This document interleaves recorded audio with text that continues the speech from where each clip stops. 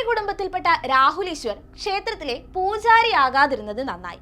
കാരണം അദ്ദേഹം പൂജാരി ആയിരുന്നുവെങ്കിൽ ക്ഷേത്രത്തിൽ വരുന്ന സ്ത്രീകൾക്ക് രാഹുൽ ഒരു ഡ്രസ് കോഡ് ഉണ്ടാക്കിയേനെ. സ്ത്രീകളെ ഏത് വേഷത്തിൽ കണ്ടാലാണ് അദ്ദേഹത്തിന്റെ കൺട്രോൾ പോകുന്നതെന്ന് അറിയില്ലല്ലോ. അമിതമായി സെക്ഷലി സ്റ്റിമുലേറ്റിംഗ് ആയ വസ്ത്രങ്ങളോ അല്ലെങ്കിൽ അമിതമായി ലൈംഗികോദ്ദീപങ്ങളായ വസ്ത്രങ്ങളോ വരുമ്പോ സമൂഹത്തിന് മാന്യതയും വിയോജിപ്പും ഉണ്ടായില്ലേ? ഒരു കാര്യം കൂടെ, സിവിക് ചന്ദ്രന്റെ കേസിൽ ബഹുമാനപ്പെട്ട കോടതി പോലും ഇത് പറഞ്ഞില്ലേ? പെൺകുട്ടിയുടെ വസ്ത്രധാരണത്തെ കുറിച്ച് ബഹുമാനപ്പെട്ട കോടതി പോലും പരാമർശിക്കുന്നതിന്റെ കാര്യം എന്തുകൊണ്ടാണ്? കാര്യം നിങ്ങൾ കണ്ണടച്ചാൽ നിങ്ങൾക്കേ ഇരുട്ടാവും.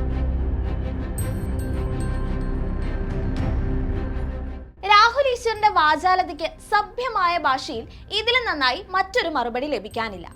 വാക്കുകളെ അമ്മാനമാടി തന്റെ അഭിപ്രായങ്ങളെ എപ്പോഴും ഒരുപടി മുന്നിൽ നിർത്തുന്ന രാഹുലിന്റെ പാണ്ഡിത്യം ഇവിടെ ഒരു പൊടിക്ക് പാളിപ്പോയി.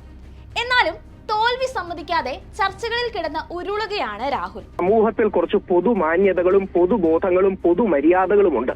വസ്ത്രധാരണം സഭ്യമാകണമെന്ന് ഒരാൾ പറഞ്ഞാൽ അയാളെ എല്ലാവരും കൂടെ ആക്രമിക്കേണ്ട കാര്യമുണ്ടോ? ട്രോളുകളും കമന്റുകളും വീഡിയോകളും ഒക്കെയായി ഹണി റോസ് എന്ന നടിയെ പറ്റുന്ന വിധത്തിലൊക്കെയും അപമാനിച്ചിരുന്നു നിരവധി ബോബി ചെമ്മണ്ണൂരുകൾ ഉൾപ്പെട്ട സമൂഹം. അപമാനിച്ചവർ തന്നെ പിന്നെയും പറഞ്ഞു നടി പ്രതികരിക്കാത്തത് അവരത് ആസ്വദിക്കുന്നത് കൊണ്ടാണെന്ന്. മിണ്ടാതിരിക്കുന്നവർ അത്രയും പ്രതികരണശേഷി ഇല്ലാത്തവരാണെന്ന് കരുതിയ സമൂഹത്തിന് മുഴുവനുള്ള മറുപടി കൂടിയാണ് ഹണി റോസ് നൽകിയിരിക്കുന്നത്. ന്യായം ആരുടെ ഭാഗത്ത് തന്നെയായാലും സ്ത്രീപക്ഷത്തിനെതിരെ നിൽക്കുന്ന, അല്ലെങ്കിൽ കുറച്ചുകൂടി എളുപ്പത്തിൽ പറഞ്ഞാൽ ഇരകൾ ആര് തന്നെയായാലും വേട്ടക്കാർക്കൊപ്പം ഉയിർ കൊടുത്തും നിലകൊള്ളുന്ന മഹാമാന്യനാണ് രാഹുൽ ഈശ്വർ. സമൂഹത്തിലെ വലിയൊരു ശതമാനം ജനങ്ങൾക്ക് അത് പലപ്പോഴും അരോചകമായിട്ടോ നെഗറ്റീവായിട്ടോ തോന്നാൻ സാധ്യതയുണ്ടെങ്കിൽ അതിനെ ബഹുമാനിക്കണമെന്നല്ലേ പറയുന്നത്. ഇപ്പോഴും നമ്മൾ ചെയ്യുന്നത് അമിത ആപേക്ഷികതാവാദം അഥവാ റിലേറ്റിവിസം. എല്ലാം എക്സ്ട്രീംലി ആപേക്ഷികമാണെന്ന് വാദിക്കുകയാണ്.